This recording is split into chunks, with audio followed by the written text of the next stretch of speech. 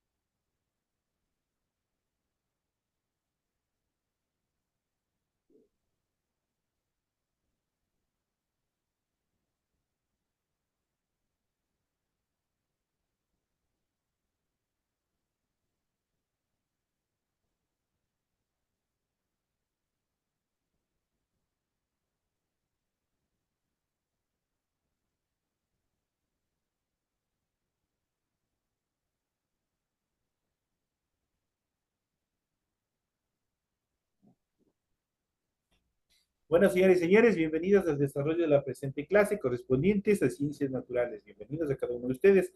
Un gusto poderles saludar. Bienvenidos al desarrollo de la clase. Iniciamos ya esta siguiente unidad. Bienvenidos a todos. Estamos ya entrando a la mitad de las actividades de este proceso educativo. Estamos llegando a la mitad de este proceso educativo. Es que sigan cumpliendo con ahínco, con esmero, todas las actividades que se les han propuesto y que tienen ustedes ya activadas en sus aulas virtuales. Ustedes ya pudieron haber revisado, ya se encuentra habilitado el foro de las asignaturas que yo les doy, ya se encuentra habilitado el foro. Y también las actividades que obviamente ustedes ya tienen destinadas para el desarrollo de la presente actividad. Así es que por favor, sigan cumpliendo, sigan revisando, sigan desarrollando las actividades. Iniciamos el desarrollo de esta actividad y en pantalla ustedes ya pueden observar el documento para formatos de recursos de aprendizaje de la tarea. Estamos en la asignatura de Ciencias Naturales, estamos en unidad número 5, Historia de la vida de la Tierra y evolución de los seres vivos. Con el tema número 1 vamos a ver la diversidad biológica, la célula, el aporte del microscopio, el telescopio al desarrollo de la ciencia y tecnología. Esos son los temas que nosotros vamos a desarrollar en la presente clase. Ustedes tienen el tipo de tarea, tienen el objetivo de la tarea y a continuación tienen las instrucciones del desarrollo de la tarea. Recuerden que el trabajo es individual. Deben leer el compendio de la unidad 5, tema número 1, para poder resolver esta tarea. Pueden ampliar su información sobre el mismo tema con otras bibliografías de ser necesario. ¿Qué es lo que tienen que hacer para la presente semana? Dice lo siguiente, desarrolle las siguientes preguntas. Primero, realice una línea de tiempo del desarrollo tecnológico del microscopio y del telescopio y analice el aporte de la ciencia y tecnología. Prácticamente tienen que hacer un gráfico en relación a una línea de tiempo al desarrollo tecnológico del microscopio y también del telescopio. En la siguiente actividad dice investigue y escriba la clasificación taxonómica de los 5 animales y plantas diferentes. Utilice las formas fijadas por línea. Y eso ya lo habíamos explicado y también vamos a hacer un poquito más en el desarrollo de la presente clase. Es lo que ustedes tienen que desarrollar y dos actividades pequeñitas que tienen que desarrollar en esta semana. Recuerden que todos los trabajos son manuales, son hechos a mano, tienen que estar estructurados de forma escrita, clara y ordenada. Pueden utilizar combinaciones. De hecho, ahorita que tienen una línea de tiempo, ustedes tienen que utilizar líneas, colores, símbolos, imágenes para ilustrar el contenido. La rotulación de la hoja es fundamental, tal y como se les solicita en el documento. Ahí ustedes tienen todos los datos que ustedes tienen que completar en la rotulación de la hoja. Una vez que hayan rotulado, ustedes pueden a continuación desarrollar su tarea. es lo que ustedes tienen que hacer. Leer las recomendaciones, la rúbrica de calificaciones, es obligación del estudiante. Y al final tenemos la información para el desarrollo del recurso de plataforma. Estamos en unidad número 5 con el tema de la diversidad biológica, la célula, aporte del microscopio y el telescopio al desarrollo de la ciencia y la tecnología correspondiente a la semana 1 de la quinta unidad, perteneciente al día 19 de junio del 2023.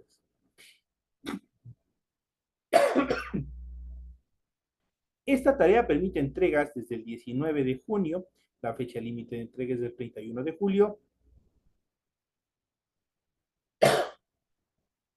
y la fecha de publicación de calificación será hasta el 5 de agosto del 2023. Ahí tienen el tiempo necesario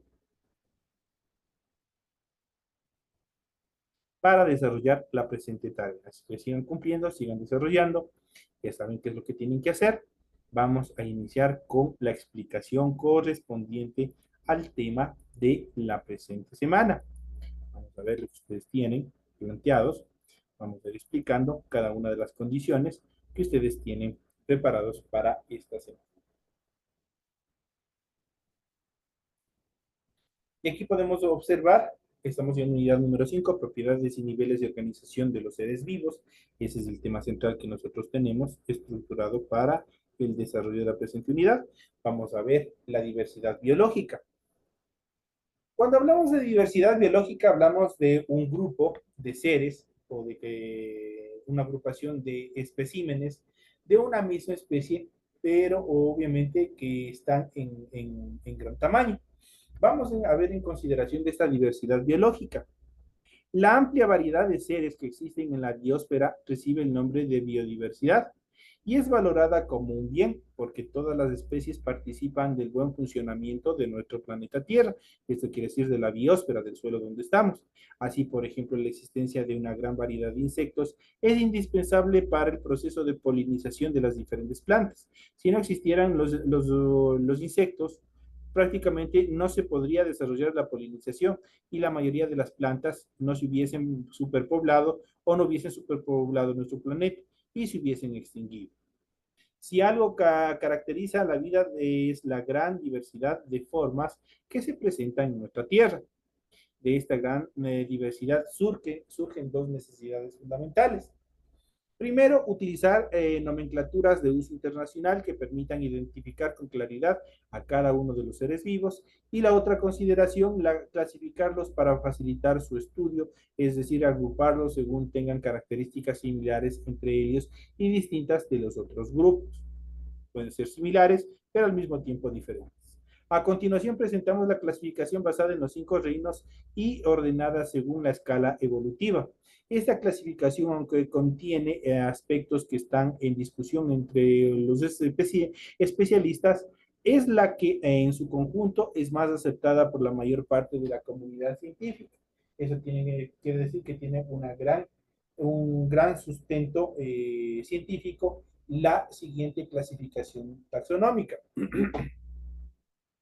Dentro de la clasificación taxonómica, nosotros podemos ver los reinos Monera, el reino Protista, el Fuji, el Plantae y el Animalae. En total son 5 reinos en los cuales está dividida la naturaleza o los seres de la naturaleza. En relación del reino Monera, se los conoce habitualmente como bacterias, organismos o formados por células procariotas.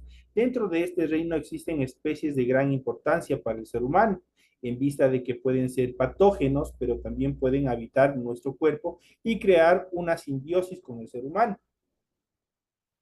Cuando hablamos de este grupo de estructuras del reino Monera, cuando hablamos de estructuras patológicas, eso quiere decir que son perjudiciales para la salud humana, que son peligrosos. Pero al mismo tiempo también pueden generar una simbiosis. ¿Qué es la simbiosis? Es la correlación que existe entre estos microorganismos y nuestro cuerpo, o el cuerpo de las plantas o de los animales, para generar una relación de dependencia y por ende existir una correlación entre beneficios entre un ser y el otro ser, entre el huésped y el hospedador. Entonces, de esa manera funciona cuando hablamos de la simbiosis, especialmente con el ser humano. Por ejemplo, determinadas bacterias que se encuentran en nuestro organismo, en nuestro sistema, en nuestro tracto digestivo, esos no son patógenos y son más bien microorganismos que generan una simbiosis. Eso quiere decir que generan determinadas estructuras en beneficio de nuestro organismo, especialmente de nuestro intestino, lo cual va mejorando la flora intestinal, va generando una serie de cosas y en beneficio del desarrollo digestivo del cuerpo, de la estructura humana. En cuanto al reino protista, incluyen algas, protozoos y mohos mucilaginosos. Todos son eucariotas, unicelulares o pluricelulares, aunque no llegan a formar tejidos.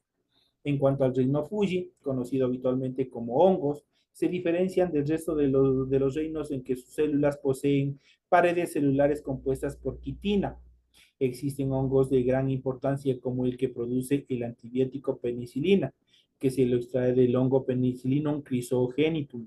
Ese es el nombre técnico del honguito donde se extrae la penicilina. El reino Plantae, por su nombre ya saben que son todo el reino vegetal, incluye a los organismos eucariotas fotosintéticos, eso quiere decir que todos los organismos verdes que producen fotosíntesis, con cloroplastos y paredes celulares. Dentro de este reino podemos identificar tres grandes grupos: los briofitos, que están constituidos por los musgos; los pteridofitos, que están representados por los helechos; y los espermatofitos, que están representados por las gimnospermas y las angiospermas. Cuando hablamos de espermatofitos, son plantas que contienen órganos sexuales, tanto masculinas como femeninas, y que obviamente al proceso de la fecundación darán origen a un fruto. En cuanto al reino Animalia, se caracteriza por los organismos eucariotas, heterótrofos y pluricelulares. Se los clasifica en vertebrados e invertebrados. Vertebrados los que tienen vértebras, los que tienen estructura ósea, y los invertebrados los que carecen obviamente de esto. De esta manera están estructurados los reinos, los 5 reinos de la naturaleza.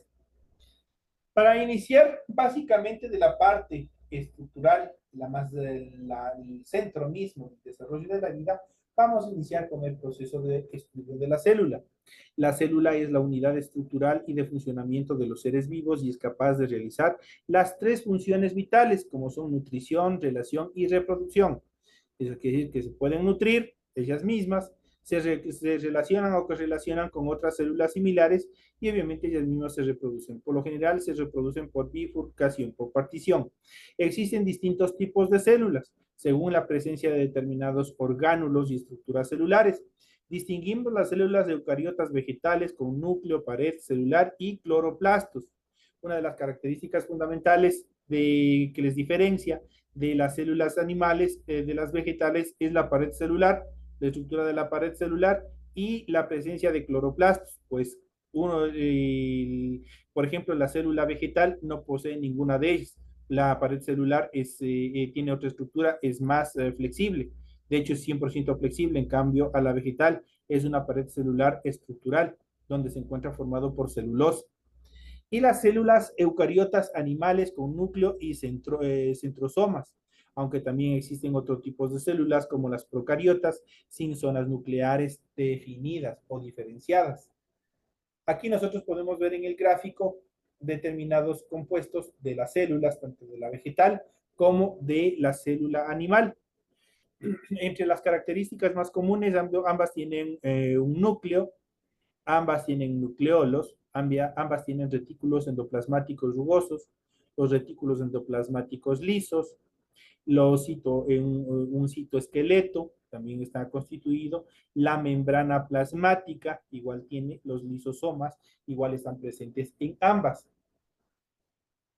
¿Qué es lo que les va diferenciando? Por ejemplo, las vacuolas, la pared celular, los cloroplastos en la célula vegetal, mientras que en la célula animal tenemos los centriolos y las vacuolas de diferentes características. Otras similitudes que tienen son entre la célula vegetal y el animal son las mitocondrias, el citoplasma, las peroxisomas y las ribosomas son cosas similares que tienen entre una y otra célula. Obviamente, hay, así como hay similitudes, también hay diferencias entre una y otra célula, que vamos a ir viendo, y ya más adelante vamos a ir estructurando, estudiando, viendo similitudes y diferencias de cada una de ellas. En cuanto a las células procariotas, las primeras células que existieron como tales fueron las células procariotas. Surgieron hace 13.500 millones de años atrás. Tienen organización sencilla y se caracterizan por carecer de una zona nuclear. Las bacterias son células de este tipo. Dentro de estas distinguimos las siguientes estructuras. La pared celular, estructura rígida formada por una proteína llamada mureína. La membrana plasmática regula el intercambio de sustancias en el medio externo y sirve de anclaje al cromosoma durante la división bacteriana. El citoplasma líquido viscoso delimitado por la membrana plasmática y los cromosomas, que son estructuras circulares y mucho menos impactado que los cromosomas de las células eucariotas. Estructuralmente, las bacterias presentan en la parte externa una cápsula, facilitan su desplazamiento a los flagelos y aumenta su adherencia al medio de los microfilamentos. Prácticamente es la forma mediante los cuales pueden movilizarse de un lugar a otro. Es un medio de locomoción de la célula, este tipo de células. En cuanto a las células eucariotas, 2.000 millones de años después se originaron las primeras células eucariotas. Parece ser que ciertos componentes de estas, como las mitocondrias y los cloroplastos, al principio fueron células procariotas y simbióticas que con el tiempo perdieron su independencia. Como todos los seres, como todas las estructuras, van mutando, van cambiándose para adaptarse a los nuevos estilos de vida.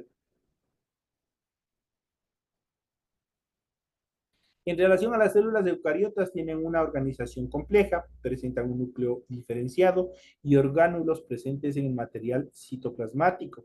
Existen dos tipos de células eucariotas, las células animales, incluidas las humanas, y las células vegetales. La principal característica de las células eucariotas es que presentan su ADN. ¿Qué es el ADN? Es el ácido desoxirribonucleico, protegido dentro de una estructura membranosa que constituye el núcleo. Esas son las características fundamentales. En cuanto a las estructuras celulares, cada orgánulo efectúa distintos procesos y funciones. Por ejemplo, la pared celular proporciona rigidez y mejora el aislamiento de la célula con el exterior. En el caso de las células eucariotas, el núcleo concentra el ADN en su interior y unifica, por tanto, la regulación de la actividad celular. La mayoría de los orgánulos celulares participan en la relación de diversas funciones vitales simultáneamente dentro de la estructura celular. A continuación vamos a ver detalladamente las principales estructuras celulares y sus funciones respectivas, de lo que está compuesta cada una de las células. Vamos a ver, en este caso prácticamente aquí vamos a ver una serie de descomposiciones, una serie de separaciones que se ha hecho en función de la célula para poder ir estudiando y viendo cuáles son las funciones determinantes de cada una de las partes de la célula, por así decirlo. Tenemos las estructuras celulares iniciamos por la membrana plasmática. Está compuesta por los fosfolípidos, las glucoproteínas, las proteínas y también el colesterol. En cuanto a su funcionamiento, es una doble capa de lípido con proteínas y glúcidos insertados. Delimita la célula y regula el intercambio de sustancias con el exterior. Esa es su función principal. El núcleo está formado por una membrana nuclear, un nucleoplasma, el nucleolo y los poros nucleares.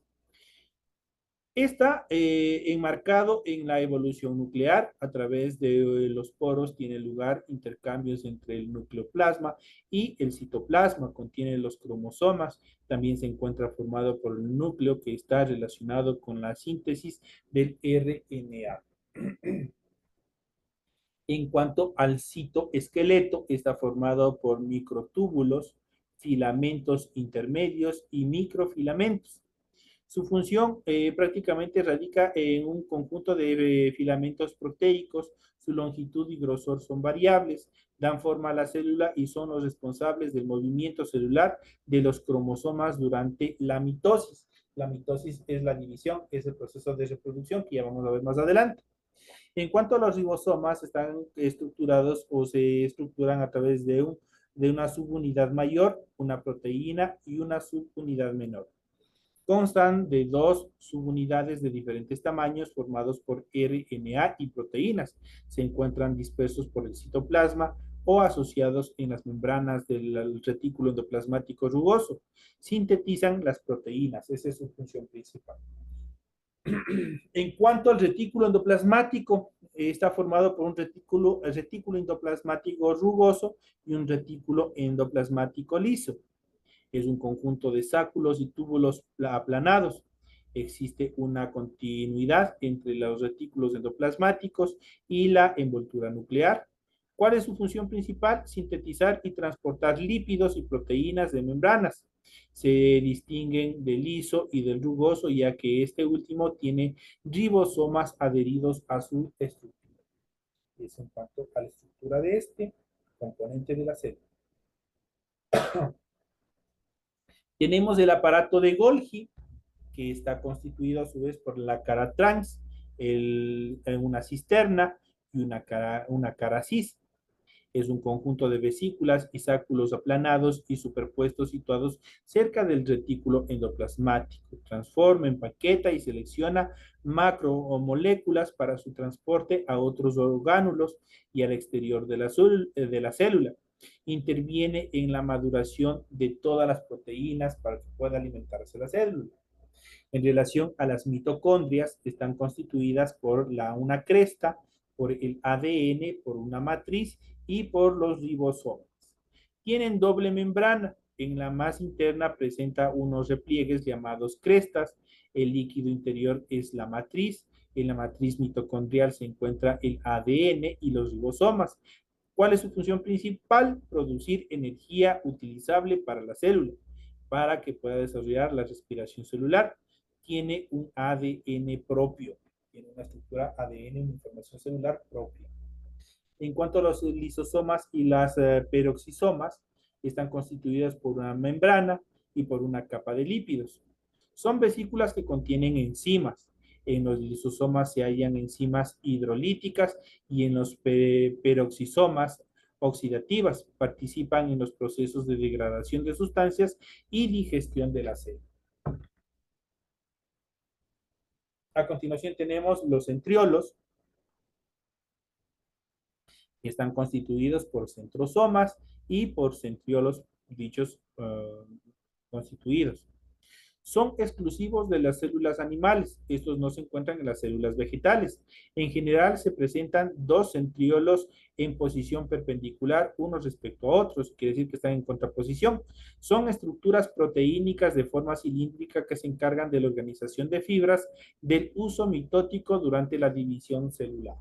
Prácticamente intervienen durante el proceso de reproducción de la célula. Esta es una vesícula.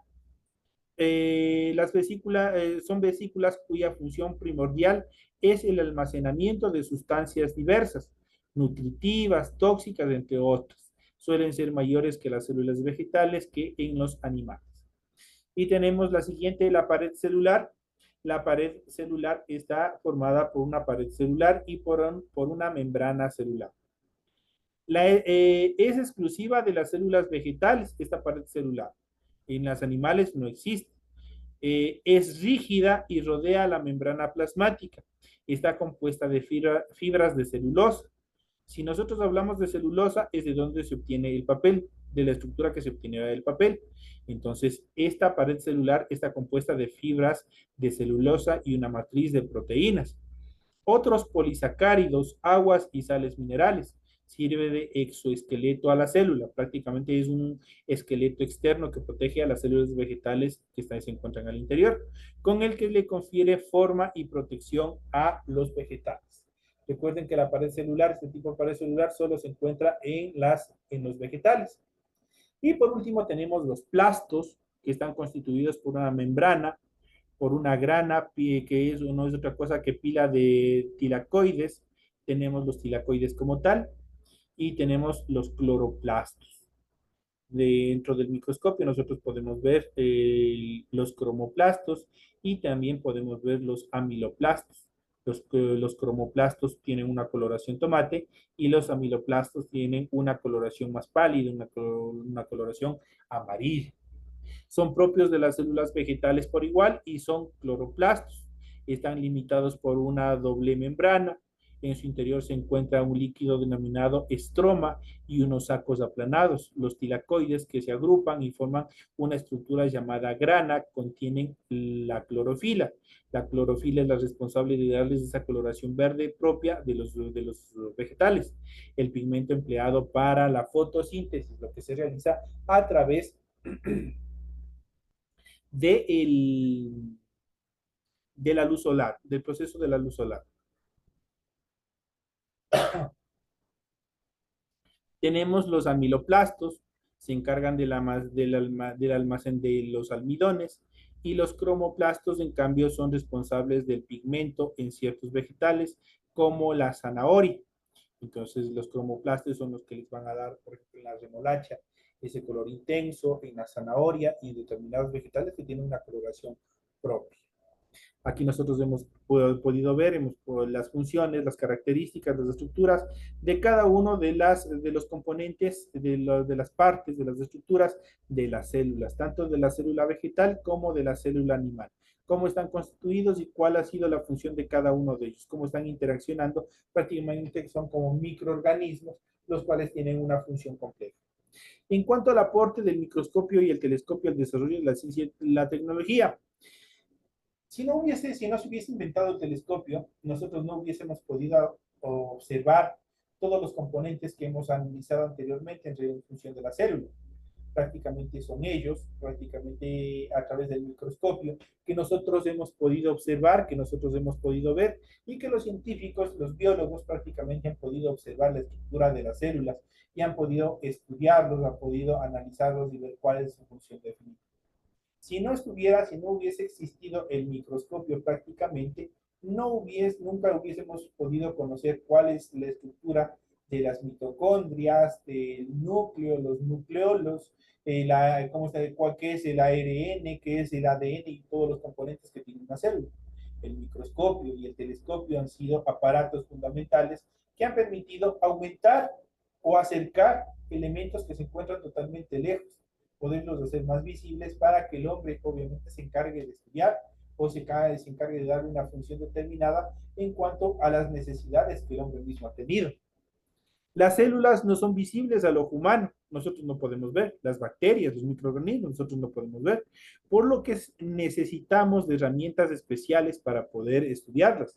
La principal herramienta en estos casos es el microscopio, que nos permite observar estructuras microscópicas tales como la célula. Para estudiar la función y estructura celular se utiliza el microscopio óptico, que permite aumentar el tamaño de la imagen y consta de una parte mecánica y también de una parte óptica. La técnica óptica se basa en la observación de las células y los tejidos por medio del microscopio óptico. Este instrumento, ideado en el siglo XVII, abrió el camino de la investigación celular gracias a los estudios realizados por Robert Hooke y los contemporáneos suyos. Hoy en día aún continúa siendo muy útil, tanto en investigación como en otros campos, de la microbiología, la medicina especialmente. El microscopio óptico se basa en la capacidad de la luz para atravesar superficies muy finas. Contienen varias lentes que proporcionan un aumento de hasta 2500 veces. Es preciso llevar a cabo una serie de operaciones sobre el material que se requiere observar para obtener una preparación, es decir, una muestra tratada, para conseguir el máximo rendimiento del microscopio y que lo que nos pueda aportar. En cuanto al telescopio, por el contrario, en comparación con el microscopio, que nos permite observar elementos muy pequeños, el telescopio nos ayuda a observar objetos que se encuentran a miles de kilómetros de distancia, lo cual ha permitido ampliar el conocimiento acerca del estudio del universo. Los más utilizados dentro de estos son el telescopio óptico, el radiotelescopio. En relación al telescopio óptico, captan la luz procedente de los astros y producen imágenes lo bastante grandes y nítidas para que puedan ser examinadas con detalle. Los observatorios donde se encuentran los telescopios están situados lejos de las áreas urbanas, en lugares altos, lo que facilita que se vean o que se lleven a cabo mejores observaciones del espacio sin la contaminación de la luz que tenemos en las ciudades. Los radiotelescopios son aparatos que captan las ondas radioeléctricas. Estos instrumentos disponen de una gran antena parabólica que reciben las ondas y las concentran sobre una pequeña antena. Tanto el microscopio como el telescopio han permitido grandes avances a nivel de la ciencia y de la tecnología, pues nos permite acercarnos a la realidad en el conocimiento de las células, de los tejidos y también del universo que nos rodea a nivel de grandes escalas.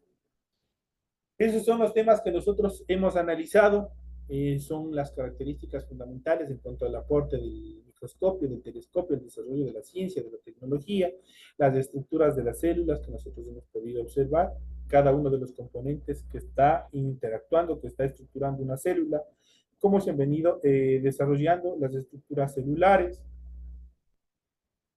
la clasificación de las células eucariotas, las células procariotas, cuáles son su función, las similitudes y diferencias entre células vegetales y células animales, y otras características más que en cuanto a los reinos que ha dividido las ciencias naturales para poder estudiarlos de mejor manera, son los temas que hemos tratado en el desarrollo de la presente clase.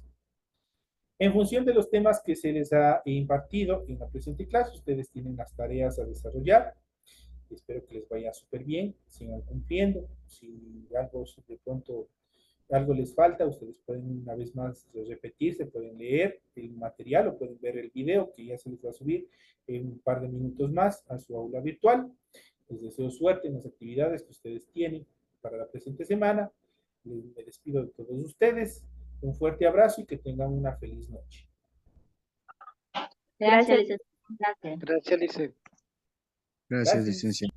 Gracias a todos ustedes, un fuerte abrazo y nos vemos en la siguiente clase.